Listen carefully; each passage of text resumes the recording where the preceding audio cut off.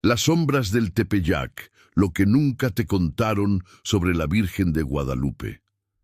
Esta es una recreación dramatizada basada en la tradición guadalupana y en el contexto histórico de México del siglo XVI. No pretende ser un documento exacto, sino una crónica oscura que imagina lo que pudieron sentir y vivir sus protagonistas. El Valle de México amanecía cubierto por una niebla espesa, como un sudario tendido sobre una tierra que aún no terminaba de entender su propia desgracia. Desde las alturas del antiguo cerro del Tepeyac, lo que se veía era una herida abierta, canales resecos donde antes corría agua limpia, casas derrumbadas, templos quebrados a golpes de martillo, cruces nuevas levantadas sobre piedras antiguas que todavía guardaban el olor del humo de los inciensos indígenas. Hacía apenas 10 años que Tenochtitlan había caído, pero para quienes caminaban descalzos sobre aquel barro frío, parecía una eternidad. La epidemia y el hambre habían hecho lo que las espadas no terminaron. La gente andaba más encorvada, más silenciosa, con la mirada perdida entre lo que fue y lo que nunca más volvería a ser. Los españoles llamaban a aquello pacificación.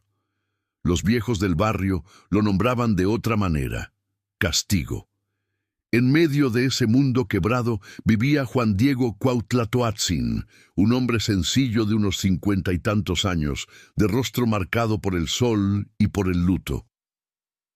Nacido en Cuautitlán, bautizado a regañadientes algunos años antes, era de esos que caminaban mucho y hablaban poco. Su esposa, María Lucía, había muerto hacía poco, llevada por una fiebre que llegó y subió como fuego durante las noches, sin remedio que la detuviera. Desde entonces, Juan Diego se levantaba todavía más temprano, quizás para escapar un poco del vacío de la choza, quizás porque el sueño, desde aquella muerte, nunca más fue descanso. Aquella mañana de diciembre de 1531 comenzó como tantas otras. El frío cortante que entraba por las rendijas de palma, el olor a leña húmeda, la tos terca de su tío, Juan Bernardino, acostado sobre un petate junto al fogón apagado. —¿Vas a Tlatelolco otra vez, sobrino? —preguntó el viejo cubriéndose mejor con la manta. —Sí, tío —respondió Juan, ajustando el tilma basto sobre los hombros. El fraile dijo que hoy habría doctrina. Y dudó. Y también me ayuda a oír misa. Allá, por un rato, no pienso tanto. El tío lo observó con una mezcla de ternura y lástima. Sabía que aquel camino, desde Cuautitlán hasta Tlatelolco, pasando por el cerro del Tepeyac, no era solo curiosidad de cristiano nuevo. Era también huida. Huida del recuerdo de la esposa, de una casa que parecía demasiado grande para un hombre solo, de una tierra que ya no reconocían como suya.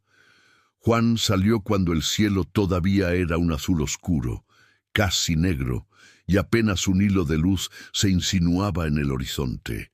El suelo estaba duro, frío, y la niebla subía del lago como si éste todavía respirara, pesado, a pesar de los rellenos y las obras de los españoles. Cada paso crujía en el silencio de la madrugada. El Tepeyac se erguía como un hombro de la tierra, un accidente de piedra y maleza que, en tiempos antiguos, era lugar de fiesta. Decían los más viejos que allí se honraba a Tonantzin, nuestra madre, con flores y danzas. Ahora, en lo alto, se veía una cruz de madera tosca y algunas veces la silueta de algún fraile franciscano, vigilando de lejos, como quien cuida de que ningún culto antiguo se atreva a renacer. Juan subía el camino estrecho, los pies acostumbrados a la tierra irregular. El aire se iba poniendo más frío conforme avanzaba, y el soplo de viento que venía del lago cortaba la piel como si tuviera láminas delgadas. Él apretó el tilma alrededor del cuerpo, murmurando una oración que todavía le sonaba extraña en la lengua nueva de los conquistadores. Padre nuestro, que estás en los cielos. Pero por dentro, sin querer, mezclaba palabras antiguas, en náhuatl, aquellas que la abuela le había enseñado cuando todavía no había cruz sobre el cerro. Cuando llegó a un tramo más alto, la niebla pareció espesarse de repente. El sonido del valle, un perro ladrando a lo lejos, un grito perdido de vendedor mañanero, desapareció como si alguien hubiera cerrado una puerta invisible. Solo quedó el sonido de sus propios pasos, el roce de la tela, el corazón latiendo más rápido de lo normal. Juan se detuvo. No era la primera vez que cruzaba el Tepeyac. Lo hacía casi todos los sábados. Pero aquel día había algo diferente, un peso en el aire, un silencio demasiado espeso, como cuando una tormenta está a punto de caer y los pájaros se callan de antemano. Solo que no había nubes cargadas. El cielo, sobre la niebla, empezaba a aclararse en un tono pálido. Fue entonces cuando oyó. Primero creyó que era el viento jugando con las hojas secas. Un susurro leve, una melodía casi imposible de distinguir. Luego se dio cuenta de que no era el viento, porque el aire seguía quieto, sin mover siquiera la punta de los arbustos. El sonido venía de algún lugar adelante, suave y al mismo tiempo nítido, como agua corriendo sobre piedra. Era un canto. Juan Diego sintió los pelos de la nuca erizarse. El canto no era en castellano, tampoco era exactamente en náhuatl común. Era como las canciones antiguas que el abuelo entonaba en voz baja en las noches más oscuras, cuando hablaba de los dioses que ya no se podían nombrar en voz alta. Sus pies quisieron retroceder, pero el cuerpo no obedeció. «¿Quién anda ahí?», soltó, la voz más débil de lo que pretendía. El canto cesó, y en el instante en que el silencio volvió a caer, una luz suave comenzó a aparecer a su derecha, detrás de una pequeña elevación del terreno. No era luz de fogata porque no temblaba, tampoco era luz de sol porque no venía de arriba. Era una claridad que parecía extenderse sin lastimar los ojos, una blancura tibia que hacía que el frío retrocediera unos pasos. Juan dio 1, 2, 3 pasos hacia la luz, el corazón latiendo tan fuerte que parecía el único sonido en el cerro. Cuando dobló la curva del camino, vio. Había una joven allí, de pie sobre una piedra, como si el propio suelo se hubiera elevado para dejarla más cerca del cielo. Era pequeña y al mismo tiempo inmensa. Su rostro tenía rasgos que Juan reconoció. No eran los rasgos duros de los españoles, eran suaves, morenos, como los de las mujeres de su pueblo. El manto que la cubría brillaba, pero no como metal. Era un brillo que parecía venir de adentro, como de brasas cubiertas que nunca se apagan. Juan sintió las rodillas aflojarse. El primer impulso fue huir, correr cerro abajo y nunca más volver por allí. Pero había algo en aquella presencia que le sujetaba los pies al suelo. No era amenaza, tampoco era solo belleza, era atención. Como si, por primera vez en muchos años, alguien lo mirara de verdad. «Juanito, Juan Dieguito», dijo la voz. Era dulce, pero firme. Y lo que hizo que el corazón del hombre casi se detuviera no fue el timbre, fue la forma. Nadie, ni siquiera los frailes más bondadosos, lo llamaba de esa manera diminuta, llena de cariño. Así lo llamaba su esposa, así lo llamaba su madre, muchos años atrás. Él cayó de rodillas sin darse cuenta. ¿Quién eres, señora?» La boca apenas encontró las palabras. La joven sonrió, una sonrisa que parecía cargar al mismo tiempo alegría y una tristeza profunda que él no supo explicar. «Soy la siempre Virgen Santa María, Madre del verdadero Dios por quien se vive», respondió en una mezcla perfecta del náhuatl con el castellano reciente, como si hubiera vivido allí desde antes de todo y, al mismo tiempo, supiera de todas las cosas nuevas. Juan sintió que le faltaba el aire. La palabra madre resonó de una manera extraña dentro de él. tocando recuerdos de la abuela que hablaba de Tonantzin y de la catequesis reciente que hablaba de María. Algo se encontraba ahí, en un punto que él nunca había osado imaginar. La señora continuó: «Deseo vivamente que aquí me construyan una casita sagrada, en este llano, en este Tepeyac, para desde allí mostrar y dar todo mi amor, mi compasión, mi auxilio a todos los moradores de esta tierra». Ella hablaba, y Juan veía detrás de ella imágenes que no sabía de dónde venían: gente llorando al pie de un cerro, velas encendidas, niños enfermos, soldados con espadas, ancianas con rosarios. Veía el valle no como estaba ahora, devastado, sino como podría ser, un lugar donde la gente llegaba con miedo y se iba un poco menos sola. Pero junto con aquella visión vino un miedo seco. «Señora», se atrevió a decir, «¿y yo? Soy nada. Soy un macegual, soy pobre, no sé hablar bonito como los frailes. ¿Cómo voy a ir con el señor obispo a decirle esto?». En los ojos de la joven pasó un brillo que no era de impaciencia ni de sorpresa. Era de conocimiento, como si ya esperara aquella pregunta. «Precisamente porque eres pequeño, Juanito», respondió, «porque no eres grande a los ojos del mundo. Quiero que seas tú mi mensajero». El silencio volvió a pesar entre ellos por algunos segundos. Allá abajo, en el valle, la vida seguía. Alguien encendía un fuego, un perro ladró a lo lejos, un gallo cantó tarde, pero allí, en el recodo estrecho del camino del Tepeyac, el tiempo parecía suspendido, como si el día hubiera olvidado avanzar.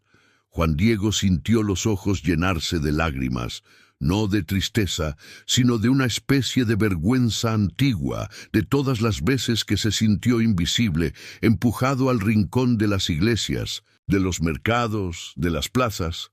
Ahora, aquella figura que decía ser Madre de Dios lo llamaba por el diminutivo y le entregaba una tarea que parecía demasiado grande para él. «Ve con el obispo de México», dijo ella. «Dile todo lo que has visto y oído. Pídele que aquí, en este lugar, se levante una casa para mí». Las palabras quedaron flotando en el aire frío. Juan abrió la boca para responder, pero no supo qué decir. Solo pudo mover la cabeza, como quien acepta un destino que todavía no comprende. Cuando al fin encontró voz, murmuró: «Haré lo que pueda, señora». Ella sonrió de nuevo, y entonces la luz alrededor comenzó a disminuir lentamente, no como quien apaga una lámpara, sino como el final de un atardecer, suave, inevitable. La figura fue haciéndose menos nítida, como si la niebla la reclamara de vuelta. El canto, que él apenas recordaba haber escuchado al principio, volvió por un breve instante, como un suspiro en el aire, y desapareció. El frío regresó de golpe, como si hubiera estado esperando afuera. Juan Diego se dio cuenta de que seguía de rodillas. Apoyándose en el bastón de camino, se levantó con dificultad. Su corazón, sin embargo, parecía más pesado que el cuerpo. ¿Qué les diría a los frailes? ¿Cómo contaría al obispo lo que acababa de presenciar sin que se rieran de él? O peor, sin que lo acusaran de engaño, de idolatría, de querer traer de vuelta a los dioses antiguos bajo otro nombre. Comenzó a bajar el Tepeyac con pasos vacilantes, la mirada perdida entre las piedras del camino y el valle lejano. El mundo allá abajo parecía el mismo: casas pobres, humo, soldados montando guardia. Pero Juan sentía que algo, en algún lugar, había cambiado de forma irreversible. Y sin embargo, una pregunta se le aferraba a la mente como espina. ¿Y si todo fue un engaño de mi corazón cansado?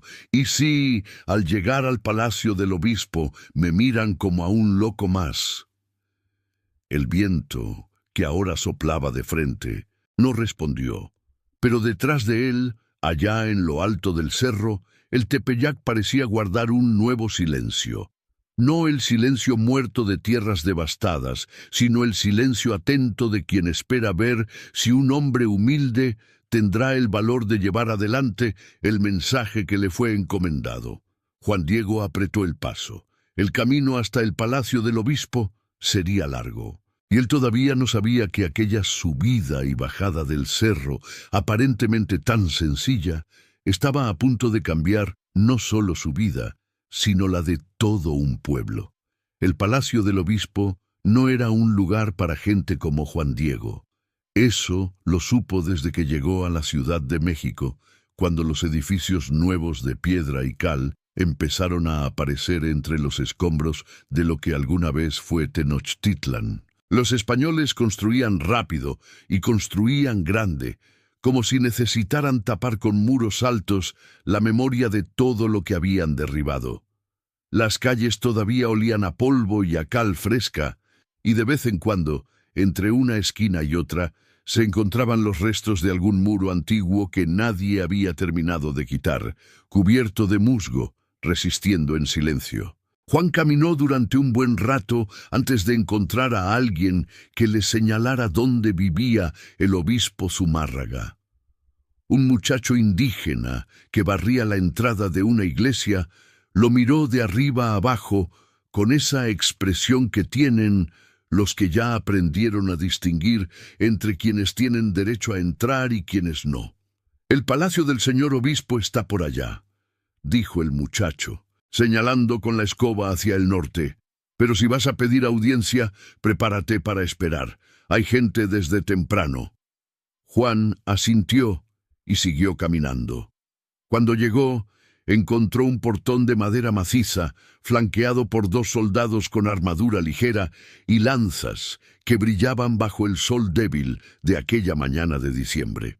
Frente al portón esperaban otras personas. Un mercader español con papeles bajo el brazo, 2 frailes que murmuraban entre ellos sin mirarse, y una mujer indígena con un niño dormido atado a la espalda que llevaba tanto tiempo parada que parecía parte del paisaje. Juan se colocó al final de la fila y esperó. Esperó mucho tiempo. El sol fue subiendo lentamente y el frío de la madrugada fue cediendo, pero no del todo. Diciembre en el Valle de México tenía esa crueldad particular de un frío que nunca se rinde del todo aunque brille el sol. Juan se apretó el tilma al cuerpo y trató de ordenar en su cabeza las palabras que diría. Las practicó en voz muy baja, en náhuatl primero, luego en el castellano torpe que manejaba. «El señor obispo, yo vengo porque una señora en el cerro del Tepeyac me dijo que, cada vez que llegaba a ese punto, la frase se desmoronaba. ¿Cómo decirlo sin sonar a loco? ¿Cómo convencer a un hombre poderoso, educado en España, rodeado de libros y crucifijos de plata, de que una mujer rodeada de luz se le había aparecido en un cerro frío a un indio pobre que ni siquiera sabía hablar bien su idioma?» La mujer del niño dormido lo miró un momento. No dijo nada, pero en su mirada había algo que Juan reconoció. La misma pregunta que cargaba él, la misma pregunta que todos cargaban en aquel tiempo. ¿Alguien nos va a escuchar? Finalmente, uno de los sirvientes del palacio salió y comenzó a decidir quién pasaba y quién no. Al mercader lo dejaron entrar de inmediato. A los frailes también. A la mujer con el niño le dijeron que volviera otro día. A Juan, que se acercó con el sombrero en la mano y los ojos bajos, el sirviente lo miró durante un segundo largo, con esa evaluación rápida que hacen los que sirven al poder, y aprendieron a imitar sus gestos. «¿Qué quieres?» «Hablar con el señor obispo», dijo Juan. «Tengo un mensaje importante». «¿De parte de quién?» Juan dudó. De la Virgen María, Señora del Cielo».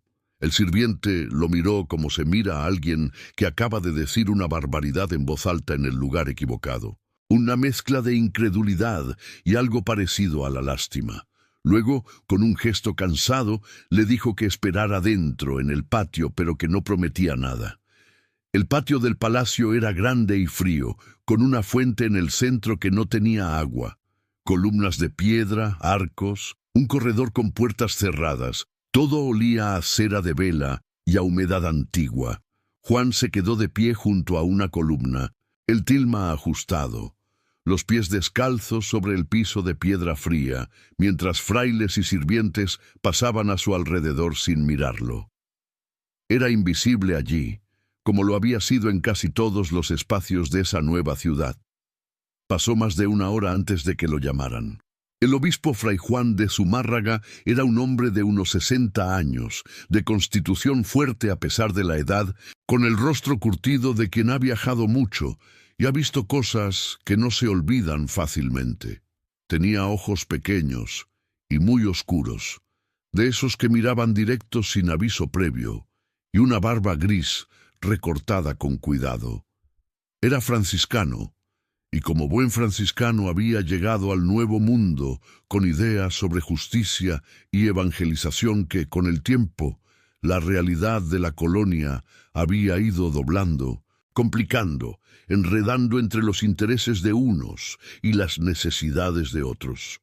No era un hombre cruel, pero tampoco era un hombre fácil. Recibió a Juan Diego sentado detrás de una mesa grande llena de documentos, con un crucifijo de madera oscura colgado en la pared detrás de él y una vela encendida, a pesar de que la mañana ya tenía luz suficiente. Había otros 2 hombres en la habitación, un fraile joven que tomaba notas y un sacerdote de mayor edad que permanecía de pie junto a la ventana, con los brazos cruzados y expresión de quien lleva mucho tiempo sin sorprenderse de nada. Juan entró con los ojos bajos y los pies haciendo el mínimo ruido posible sobre el piso. «Acércate», dijo Zumárraga, sin levantar la vista de los papeles que revisaba. Juan se acercó hasta la mitad de la habitación y se detuvo. Tragó saliva. «Señor obispo», comenzó, en un castellano que se esforzó por hacer sonar correcto. «Yo soy Juan Diego, del pueblo de Cuautitlán. Esta mañana, al pasar por el cerro del Tepeyac, se me apareció una señora. Contó todo, lo contó con la misma torpeza con la que uno cuenta un sueño que sabe que no va a ser comprendido. Las palabras llegaban en el orden equivocado, se repetían, se enredaban. Habló del canto, de la luz, del frío que se fue, de la figura pequeña e inmensa, de la voz que lo llamó por su diminutivo, de las palabras que le había dicho. Habló del cerro, del pedido de una casita sagrada, de la promesa de que allí ella daría su amor y su compasión a todos.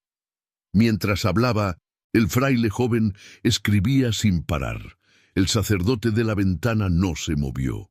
Zumárraga lo miraba fijamente, con esa atención que no es interés, sino evaluación. Cuando Juan terminó, hubo un silencio que duró demasiado. Luego, el obispo se recostó levemente en su silla y entrelazó los dedos sobre la mesa. «¿Y dices que esta señora te habló en náhuatl?» «Sí, señor, en náhuatl y en castellano. Los 2 juntos, pero se entendía todo». «¿La has visto antes?» «No, señor, nunca». «¿Tienes enemigos que pudieran enviarte con esta historia?» Juan parpadeó. No había pensado en eso. «No, señor. Soy un hombre solo. No tengo nada que nadie quiera». Zumárraga asintió despacio. Sus dedos tamborilearon una vez sobre la mesa. Era un gesto pequeño, pero Juan lo leyó perfectamente. Escepticismo. No enojo, no burla, sino esa forma fría de la duda que es casi peor que la negativa directa. «Escúchame bien, Juan Diego», dijo el obispo con una calma que tenía filos. «Vivo en esta tierra desde hace años. He visto muchas cosas.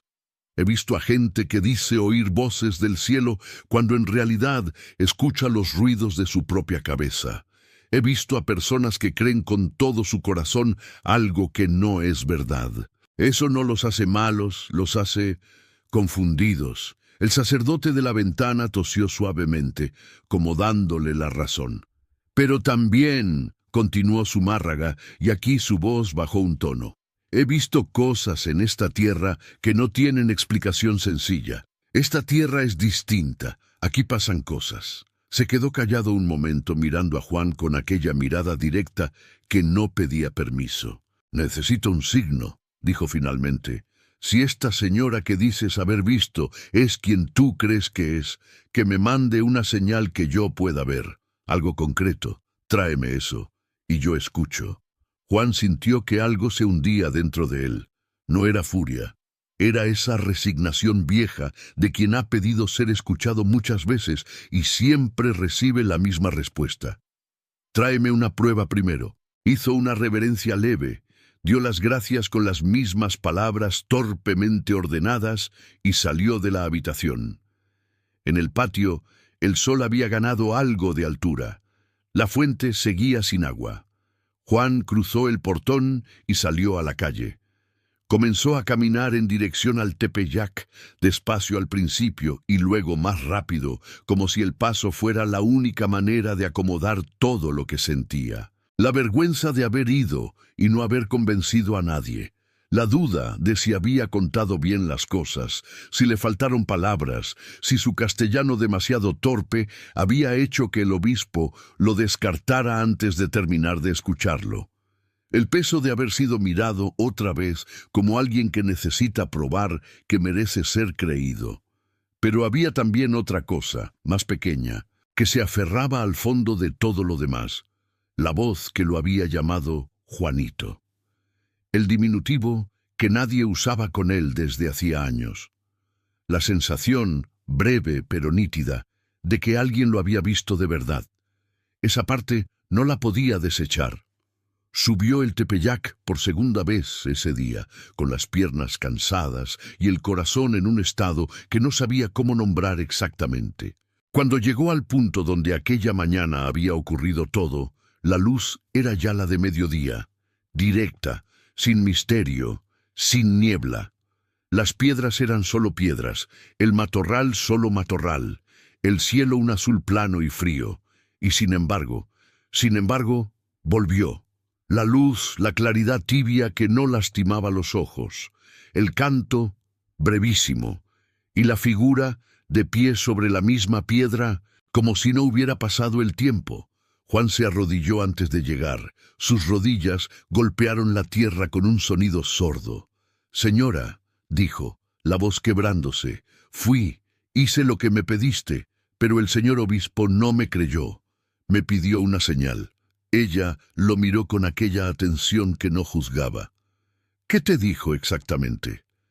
«Que le traiga una prueba de que tú eres quien yo digo que eres». Un silencio. «Bien», dijo ella finalmente. Y en esa sola palabra había algo que Juan no supo nombrar del todo. No era resignación, no era enojo. Era la paciencia de quien sabe cómo termina la historia, aunque los demás todavía no lo vean. «Vuelve mañana, Juanito. Mañana te daré la señal que necesita el obispo». Juan asintió, y mientras bajaba el cerro por segunda vez ese día, con el sol ya inclinándose hacia el poniente y el frío de la tarde, regresando puntual como siempre, pensó en su tío, que lo esperaba en casa con su tos y su manta delgada. Pensó en las palabras del obispo: «Tráeme algo concreto».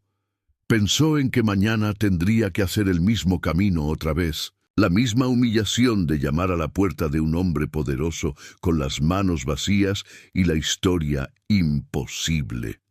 Pero también pensó en la voz, en el diminutivo, en la forma en que ella había dicho Juanito como si llevara años esperando decirlo.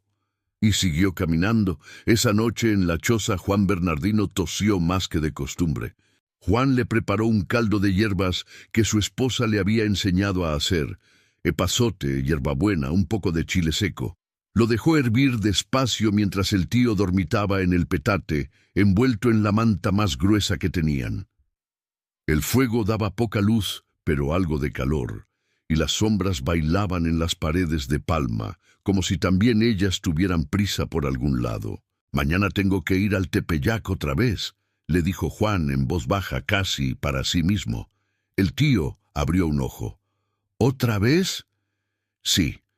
Juan Bernardino lo miró durante un momento, con esa mirada lenta de los enfermos que ven las cosas desde una distancia diferente. «¿Qué encontraste allá, sobrino?» Juan no respondió de inmediato. Removió el caldo. Miró el fuego. No sé cómo explicarlo, tío. Inténtalo. Hubo una pausa larga. Afuera, el viento movía las ramas de un árbol seco que crecía junto a la choza con ese ruido de huesos que tienen los árboles sin hojas en diciembre. Encontré algo que no debería estar ahí, dijo Juan finalmente. Algo que me hace sentir que no soy tan poca cosa como creía. El tío cerró el ojo otra vez. Entonces ve, murmuró, ya medio dormido. Ve, sobrino, a los hombres que sienten eso les conviene no ignorarlo. Juan se quedó sentado junto al fuego mucho tiempo después de que el tío se durmiera, escuchando la tos intermitente, el viento afuera, el caldo que seguía hirviendo suavemente. Pensó en el obispo y en su petición de un signo. Pensó en la señora del cerro y en su promesa de dárselo. Y pensó, sobre todo, en qué tipo de señal puede doblar la certeza de un hombre que ya decidió no creer. Mañana lo sabría. La mañana siguiente amaneció con el mismo frío, la misma niebla sobre el valle, el mismo cielo que tardaba en aclarar. Juan Diego se levantó antes del alba, como siempre, pero esta vez algo era diferente. Su tío estaba peor. Juan Bernardino había pasado la noche tosiendo sin descanso, y cuando Juan se acercó para revisarlo antes de salir, encontró que la fiebre había subido durante las horas oscuras. La piel del viejo ardía bajo la mano como piedra al sol de agosto. Los ojos, cuando se abrían, tenían ese brillo apagado que Juan había visto antes, en su esposa, semanas antes de que se fuera, ese brillo que no era vida, sino su último esfuerzo. «Tío», dijo Juan, arrodillándose junto al petate, «¿cómo estás?» «Mal», respondió el viejo, con una honestidad seca que no dejaba espacio para el consuelo. «Hoy está peor que ayer». Juan le acomodó la manta, le mojó los labios con agua, encendió el fogón para calentar lo poco que quedaba del caldo de la noche anterior, y mientras hacía todo eso con los movimientos automáticos del cuidado, su mente daba vueltas en un círculo sin salida. La señora del cerro lo esperaba hoy. Le había prometido la señal para el obispo, pero el tío estaba ardiendo en fiebre y no podía dejarlo solo. «Sobrino», dijo Juan Bernardino, como si leyera el pensamiento, «ve a buscar a un sacerdote. Ya no es el caldo lo que necesito. Necesito la extremaunción. La extremaunción, el último sacramento». Las palabras cayeron en el silencio de la choza como piedras en agua quieta. Juan miró a su tío durante un momento que pareció muy largo. El viejo tenía los ojos cerrados y respiraba con ese esfuerzo visible que tienen los pulmones cuando ya no encuentran el aire con facilidad. «Voy por el sacerdote», dijo Juan finalmente, con la voz apagada. Salió de la choza con el alba apenas naciendo y tomó el camino hacia Tlatelolco, donde los frailes franciscanos atendían los sacramentos para la gente del pueblo. Pero cuando llegó al cruce de caminos que llevaba al Tepeyac, sus pasos se detuvieron solos. No podía subir allá hoy. No era el momento. El tío se moría y él tenía que ir por el sacerdote, no a escuchar cantos en un cerro. Decidió tomar el camino que rodeaba el Tepeyac por el lado oriente, el más largo, el que evitaba la subida, precisamente para no encontrarse con la señora y tener que explicar que hoy no podía cumplir. Lo que no esperaba era que ella lo encontrara de todas formas. Cuando llevaba un buen trecho del camino alternativo, la luz apareció a su izquierda, sin previo aviso, sin canto esta vez, sin niebla especial. Solo la claridad suave que ya reconocía ahí en medio del camino de tierra, como si hubiera estado esperando precisamente allí. Juan se detuvo. Sintió el impulso de seguir caminando, de fingir que no había visto nada, de protegerse detrás del argumento de que su tío necesitaba un sacerdote y eso era más urgente que cualquier otra cosa. Pero los pies no obedecieron. «Juanito», dijo la voz. ¿A dónde vas? Juan bajó la cabeza. Sintió una vergüenza que no era exactamente culpa, sino algo más parecido al dolor de quien sabe que está fallando a alguien que confió en él. Señora, perdóname, dijo sin levantar los ojos. Mi tío está muy enfermo. Esta noche empeoró mucho. Voy a buscarle un sacerdote que le dé los últimos sacramentos. Después, te lo juro, después vuelvo, termino tu encargo, voy con el obispo, hago lo que me pidas, pero hoy... Se le quebró la voz. La señora lo dejó terminar. No lo interrumpió, no lo apresuró. Cuando el silencio de Juan fue completo, ella habló. Escúchame, hijo mío. No te aflijas ni se turbe tu corazón. No estoy yo aquí, que soy tu madre. No estás bajo mi sombra y resguardo. No soy yo tu salud. ¿No estás por ventura en mi regazo? Las palabras llegaron en náhuatl, suaves y directas al mismo tiempo, y Juan las recibió en algún lugar del pecho que no era exactamente el corazón, pero estaba cerca. Tu tío no morirá ahora de esta enfermedad. En este momento ya está sano. Juan levantó los ojos, la miró. Sano, sano. No necesitas ir por el sacerdote para lo que tú temes. Eso vendrá después. Pero no hoy. Hoy lo que necesito es que subas al cerro y cortes las flores que encuentres allí arriba. Tráelas. Juan no discutió. Algo en la voz, en esa certeza tranquila que no pedía permiso para existir, le quitó el peso de la duda, con la misma eficiencia con que el sol de mediodía quita la niebla. Subió. El Tepeyac en diciembre no era lugar para flores. Eso lo sabía Juan desde niño. En esa época, el cerro era tierra seca, piedra fría, arbustos sin hoja, el tipo de paisaje que la Sierra Mexicana ofrece en invierno sin disculparse. Había subido ese cerro decenas de veces y nunca había visto nada que se pareciera remotamente a un jardín. Por eso, cuando llegó a la cima y encontró lo que encontró, se detuvo en seco. El filo de la cumbre estaba cubierto de flores. No eran flores comunes de ese cerro ni de esa región. Eran rosas de Castilla, las que traían los españoles en sus jardines, las que Juan había visto alguna vez en los patios de los conventos y que nunca había visto crecer silvestres en ningún cerro del valle. Estaban allí, abiertas, frescas, con el rocío todavía en los pétalos, como si acabaran de nacer, en el corazón del invierno, sobre la roca seca del Tepeyac. Juan se quedó mirándolas durante un momento que no supo calcular. Luego se arrodilló y empezó a cortarlas. Las fue colocando en el dobladillo de su tilma, recogiendo la tela hacia arriba para formar una especie de canasta improvisada. El olor de las flores llenó el aire alrededor de él con una intensidad que le pareció desproporcionada para el frío y el viento de aquella mañana. Cortó todas las que pudo, tantas como cupieron en el tilma, y cuando ya no había espacio para más, bajó el cerro con los brazos sosteniéndolas, caminando con cuidado para no perder ninguna. La señora lo esperaba en el camino, lo miró con las flores, asintió levemente y con sus propias manos reorganizó el acomodo dentro del tilma, como quien envuelve un regalo que sabe exactamente a quién va dirigido. «No lo abras hasta que estés frente al obispo», dijo. «Solo a él le muestras lo que llevas».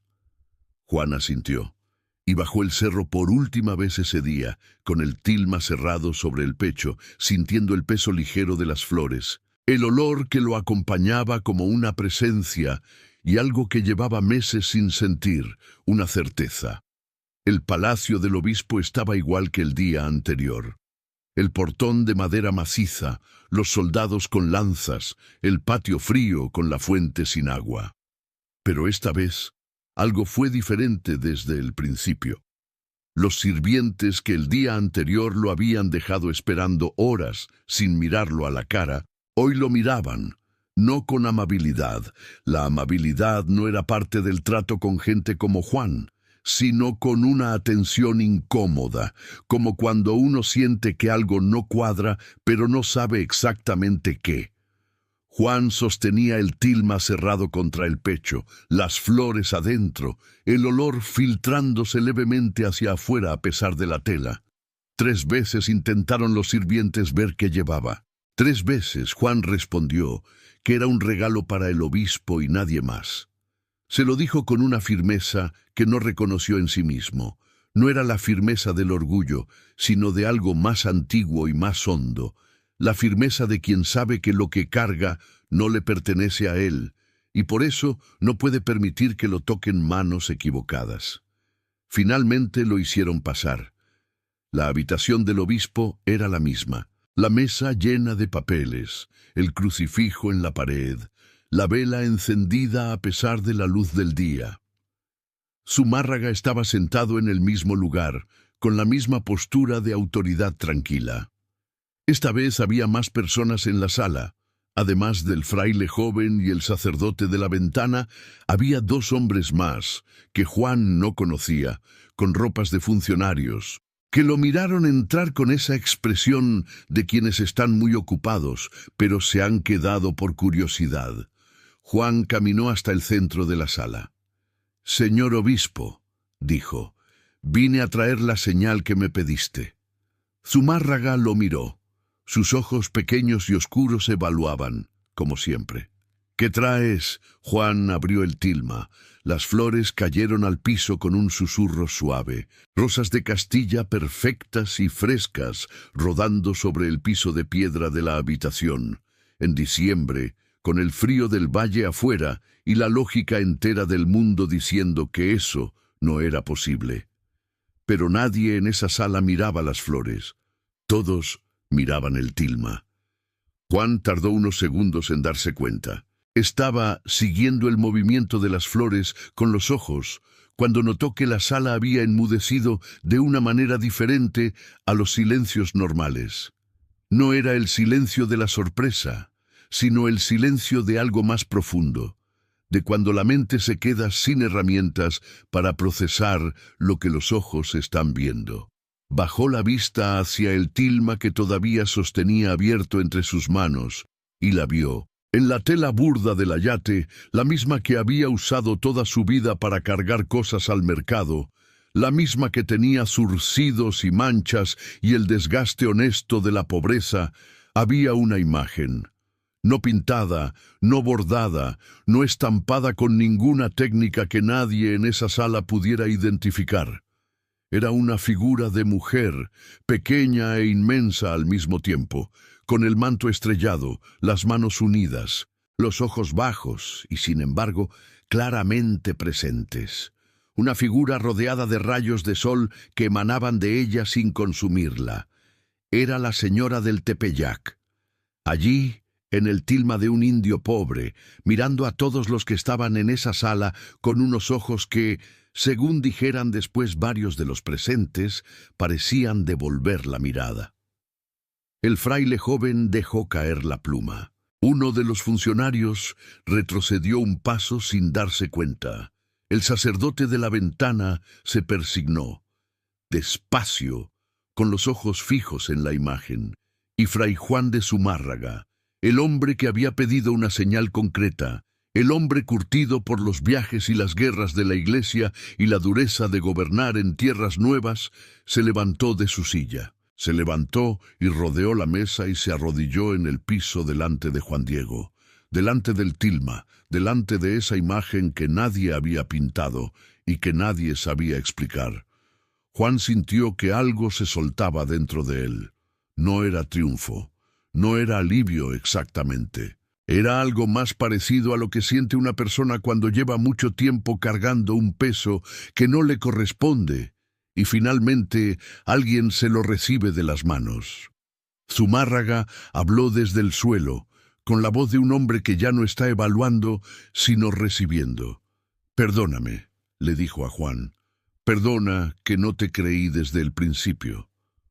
Hubo un silencio largo. Los otros hombres de la sala, uno por uno, fueron siguiendo al obispo, se arrodillaron, miraron la imagen. Algunos lloraron sin hacer ruido, como si las lágrimas llegaran antes que la comprensión. Juan Diego permanecía de pie en el centro de todo, sosteniendo el tilma con las dos manos, sintiéndose la persona más pequeña y al mismo tiempo la más llena que había sido en mucho tiempo. Afuera, en las calles de la Ciudad de México, la vida seguía su curso ordinario.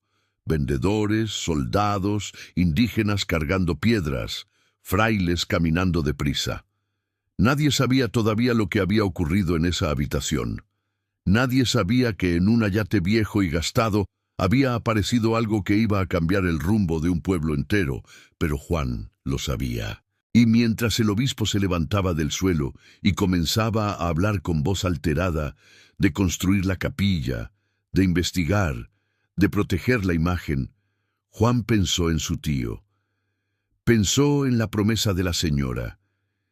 Ya está sano, y sin esperar a que nadie le diera permiso, cuando la conmoción en la sala todavía era total, murmuró: «Señor obispo, con su permiso, tengo que ir a casa». Llegó a la choza de Cuautitlán, cuando el sol empezaba a bajar.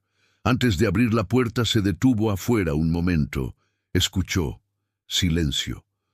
No el silencio de la muerte, sino el silencio ordinario de una casa en reposo. El crepitar del fogón, el viento en el árbol seco, algún pájaro lejano. Empujó la puerta. Juan Bernardino estaba sentado en el petate, no acostado. Sentado, con la manta sobre los hombros, pero la espalda erguida, tomando una jícara de agua con la misma naturalidad con la que lo hacía en los días buenos. Su rostro no tenía ya el brillo apagado de la fiebre. Tenía el color normal, el cansancio normal, los ojos claros de alguien que acaba de salir de un sueño muy profundo y aún no terminó de llegar del todo. Cuando vio entrar a Juan, sonrió. «Sobrino», dijo, «me curó una señora». Juan se quedó inmóvil en la puerta. «¿Qué? ¿Una señora?», repitió el tío con esa calma de los viejos que ya no se sorprenden de nada. «Vino aquí, a esta misma choza, mientras tú estabas fuera. Estaba yo pensando que ya me llegaba la hora y de repente entró una luz por la puerta, aunque la puerta estaba cerrada. Y una joven, morena, con un manto brilloso, se acercó y me puso la mano en el pecho y dijo que no me preocupara, que ya me iba a aliviar. Y así fue. En un momento se me fue la fiebre, se me fue el dolor, se me fue todo». Hizo una pausa. También me dijo cómo se llamaba. Me dijo que le dijera a mi sobrino que la llamaran así: la perfecta Virgen Santa María de Guadalupe. Juan escuchó el nombre por primera vez. Guadalupe. Lo repitió en voz baja, sin saber todavía el peso que esas 4 sílabas iban a cargar con los siglos. Sin saber cuántas velas, cuántos rezos, cuántas promesas, cuántos milagros y cuántos silencios se iban a acumular bajo ese nombre. Sin saber que un cerro pobre a las afueras de una ciudad destruida iba a convertirse en el lugar más visitado del continente americano. Solo sabía que su tío estaba vivo y que la señora había cumplido su palabra. Se sentó en el suelo junto al petate y apoyó la cabeza en las manos. Las rodillas le dolían de tanto arrodillarse ese día. Los pies descalzos estaban fríos. El cuerpo entero acusaba el cansancio de haber caminado, subido, bajado, esperado, vuelto a caminar desde antes del amanecer. Pero había algo que no estaba cansado. Algo en el centro, en ese lugar sin nombre donde se guardan las cosas que no caben en palabras, que se sentía, por primera vez en mucho tiempo, en paz. Juan Bernardino lo miró con ternura. «¿Estás llorando, sobrino?». Juan se tocó la mejilla. Estaba mojada. No lo había notado. «No sé», dijo. El viejo se rió bajito, con esa risa suave de los que ya estuvieron al borde y volvieron. «Llora no más», dijo. «A veces es lo único que le queda al cuerpo cuando ya no sabe qué más hacer con lo que vivió». Afuera, la noche llegaba sobre el Valle de México con su frío de diciembre y su silencio antiguo. Las estrellas aparecieron una por una sobre el Tepeyac, sobre las ruinas de Tenochtitlan, sobre las casas nuevas de piedra y las chozas viejas de palma, sobre los frailes y los soldados y los mercaderes y los viejos enfermos y los hombres solos que caminan de madrugada, porque el sueño ya no es descanso. Y en algún lugar de ese cielo, o en el tilma de un hombre pobre que ahora estaba guardado en el palacio del obispo, o en el cerro frío donde las rosas de Castilla habían florecido fuera de toda lógica, algo había cambiado para siempre en la historia de aquella tierra herida. Una madre había llegado, y había llegado, como siempre llegan las cosas que importan, por el camino más humilde que existía, a través de un hombre invisible, en un cerro olvidado, en el invierno más frío del año. La capilla se construyó, no de inmediato, no sin tropiezos, no sin las demoras y complicaciones que tiene toda obra humana cuando los recursos son escasos y las voluntades no siempre apuntan en la misma dirección. Pero se construyó. Zumárraga movió sus influencias, convocó a los trabajadores, bendijo la primera piedra con una solemnidad que contrastaba con la sencillez del cerro. Los indígenas de los barrios cercanos llegaron a ayudar sin que nadie los llamara dos veces. Traían piedras, mezclaban cal, cargaban vigas. Algunos llegaban desde muy lejos, con los pies ampollados y los hombros marcados por el peso, y cuando les preguntaban por qué venían, la mayoría respondía lo mismo, porque ella nos llama a nosotros también. Juan Diego estuvo presente el día en que la primera capilla quedó terminada. Era una construcción modesta, de muros bajos y techo de paja, nada comparable con las iglesias de cantera que los españoles levantaban en el centro de la ciudad. Pero tenía algo que las iglesias grandes no tenían: el olor del cerro, el frío del Tepeyac entrando por las rendijas, la proximidad de la tierra. El tilma fue colocado allí, en el altar improvisado, detrás de una reja de madera tosca.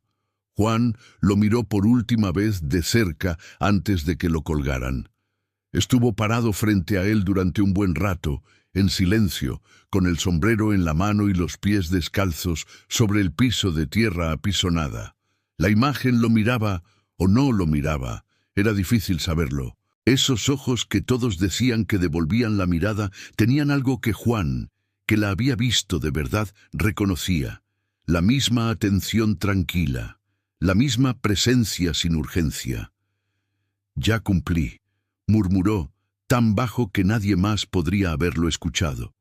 No hubo respuesta, solo el viento del Tepeyac, entrando por la puerta abierta, moviendo suavemente el borde de la tela. Pero a Juan le pareció suficiente. Los años que siguieron fueron años de transformación y de sombra, como siempre son los años cuando algo grande irrumpe en el mundo y los hombres empiezan a pelearse por su significado. La devoción creció rápido, demasiado rápido para algunos. Los indígenas llegaban en procesiones silenciosas desde pueblos lejanos, con flores y velas y promesas. Muchos decían haber recibido curaciones frente al tilma, niños con fiebres que cedían de noche, mujeres que habían perdido hijos y llegaban a llorar y se iban con algo distinto en los ojos, no alegría exactamente, sino esa paz extraña de quien siente que su dolor fue escuchado. Pero no todos recibían bien aquello. Había frailes que desconfiaban, hombres de iglesia educados en la teología europea, que veían en aquella devoción indígena demasiados ecos de los cultos antiguos, demasiado Tonantzin mezclado con María, demasiada tierra y demasiado poco cielo. Escribían cartas a España con preguntas incómodas. ¿Es esto evangelización genuina o sincretismo peligroso? ¿Es esta imagen un milagro o una estrategia de los naturales para conservar sus creencias bajo otro nombre? Las cartas tardaban meses en llegar, y las respuestas, cuando llegaban, no resolvían nada. Otros, en cambio, Entendieron rápidamente el valor político de aquella devoción y se apresuraron a apropiársela. Funcionarios coloniales que nunca habían subido el Tepeyac comenzaron a hablar de la Virgen de Guadalupe en sus discursos públicos como prueba de que Dios aprobaba la conquista. Comerciantes que vendían estampas y medallas cerca del santuario se enriquecieron en pocos años. Hombres que habían participado en las peores violencias de la conquista llegaban a la capilla a pedir perdón y salían convencidos de que ese perdón había llegado. Juan Diego miraba todo eso desde lejos, porque Juan Diego, después de los días del tilma y la capilla y la audiencia con el obispo, había tomado una decisión que sorprendió a más de uno. Se quedó a vivir cerca del santuario. No en el palacio del obispo que se lo había ofrecido, no en ninguna casa que le pudieran conseguir en la ciudad. Se quedó en una pequeña choza junto al cerro, cuidando la capilla, barriendo el piso, encendiendo las velas, recibiendo a los peregrinos con la misma sencillez con la que había vivido toda su vida. Nadie le pedía que lo hiciera, nadie se lo había asignado como tarea, simplemente se quedó. Los peregrinos que llegaban al santuario y lo encontraban barriendo, a veces no lo reconocían. Era un hombre flaco, de mediana edad, con el rostro marcado por el sol y los años, con un tilma nuevo, pero igual de sencillo que el anterior. Cuando alguien le preguntaba si era él, el Juan Diego de la aparición, el mensajero de la señora, respondía que sí, con la misma calma con la que hubiera dicho que era el barrendero, porque para él ambas cosas eran lo mismo. Juan Bernardino vivió varios años más después de su curación. Murió en su petate, como habría querido, con Juan Diego a su lado y una vela encendida junto a la cabecera. No fue una muerte dramática ni dolorosa. Fue el tipo de muerte que tienen los viejos que ya cumplieron con todo lo que tenían que cumplir. Una muerte tranquila que llega en la madrugada como el sueño, sin avisar demasiado. Juan lo enterró cerca del cerro y se quedó solo por segunda vez en su vida. Pero esta soledad era diferente. La primera soledad, la de después de la muerte de su esposa, tenía el filo de algo roto que no se puede componer. Esta segunda soledad era más parecida a la tranquilidad, la soledad de alguien que ya encontró su lugar en el mundo y no necesita que nadie se lo confirme. Siguió barriendo la capilla, siguió recibiendo peregrinos, siguió subiendo de vez en cuando al cerro, no porque esperara ver la luz o escuchar el canto, sino porque el cerro era el cerro y tenía sus propias razones para visitarlo. A veces, en los amaneceres más fríos, con la niebla espesa sobre el valle y el silencio de la madrugada envolviéndolo todo, Juan se detenía en el camino estrecho donde aquella primera vez había oído el canto y se quedaba quieto unos minutos. No pasaba nada, solo el viento, las piedras, el frío. Pero Juan sonreía de todas formas, porque había aprendido algo en todos esos años, algo que ningún libro de catequesis le había podido enseñar y que la señora le había mostrado sin palabras, que los lugares donde ocurren las cosas importantes guardan algo de esas cosas para siempre, que la piedra tiene memoria, que el aire de un sitio sagrado no es igual al aire de cualquier otro lado, aunque la nariz no sepa explicar por qué. El Tepeyac lo sabía, y Juan Diego, que había pasado la vida siendo invisible, había aprendido a escuchar lo que los cerros guardan. Pasaron los siglos. La capilla modesta se convirtió en basílica. La basílica se convirtió en la más visitada del mundo católico después del Vaticano. El nombre de Guadalupe se extendió por todo el continente americano, cruzó océanos, llegó a lugares que Juan Diego nunca habría podido imaginar porque ni siquiera sabía que existían. El tilma sobrevivió a todo, sobrevivió a las inundaciones que anegaron el Valle de México durante días enteros. Sobrevivió al tiempo, que es la prueba más dura. 4 siglos y medio después, Las fibras del ayate no mostraban el deterioro natural que cualquier experto en textiles habría esperado. Científicos del siglo XX, con microscopios y análisis de infrarrojo, y toda la tecnología que Juan Diego nunca habría podido concebir, estudiaron la imagen durante años, buscando rastros de pintura, de pincel, de preparación de la tela, de cualquier técnica humana conocida. No encontraron ninguna.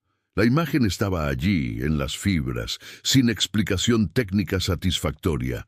Los ojos de la figura, ampliados miles de veces, mostraban en sus córneas el reflejo de figuras humanas, como si los ojos de una pintura hubieran capturado, en el momento de su creación, el reflejo de las personas que estaban en la sala del obispo aquel diciembre de 1531. Los científicos llenaron archivos enteros de datos y conclusiones cautelosas.